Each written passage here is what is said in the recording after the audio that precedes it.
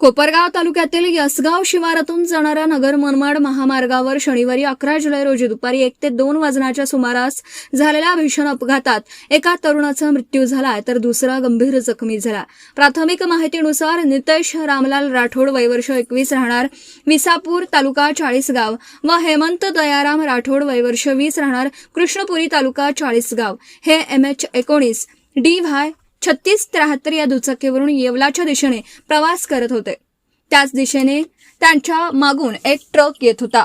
यसगाव शिवारातील महामार्गावर रस्त्याच्या कडेला वाढलेल्या काटेरी झाडामुळे दुचाकीस्वारांचा अंदाज चुकल्याची प्राथमिक माहिती आहे। त्याचवेळी मागून येणाऱ्या ट्रकने दुचाकीला जोरदार धडक दिली। या भीषण अपघातात नितेश रामलाल राठोड यांनी हेल्मेट परिधान केलेलं असूनही त्यांच्या डोक्याला गंभीर दुखापत झाल्याने त्यांचा मृत्यू झाला तर हेमंत दयाराम राठोड हे गंभीर जखमी झाले असून त्यांच्यावर उपचार सुरू आहेत। घटनेची माहिती मिळताच अमित खोकले यांच्या रुग्णवाहिकेद्वारे तातडीने कोपरगाव ग्रामीण रुग्णालयात दाखल करण्यात आलं।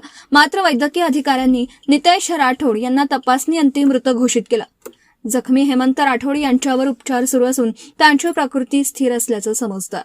अपघाताची माहिती मिळताच पोलिसांनी घटनास्थळी धाव घेत पंचनामा केला असून अपघाताचं नेमकं कारण तसेच संबंधित ट्रक व चालकाबाबत पुढील तपास सुरू आहे। या घटनेमुळे नगर मनमाड महामार्गावरील वाहतूक काही काळ विस्कळीत झाली होती। हेल्मेटचा वापर करूनही जीव वाचू न शकल्याने या अपघाताबद्दल परिसरात हळहळ व्यक्त होतीये। माझं गाव चॅनलसाठी स्वप्नील कोपरे, कोपरगाव।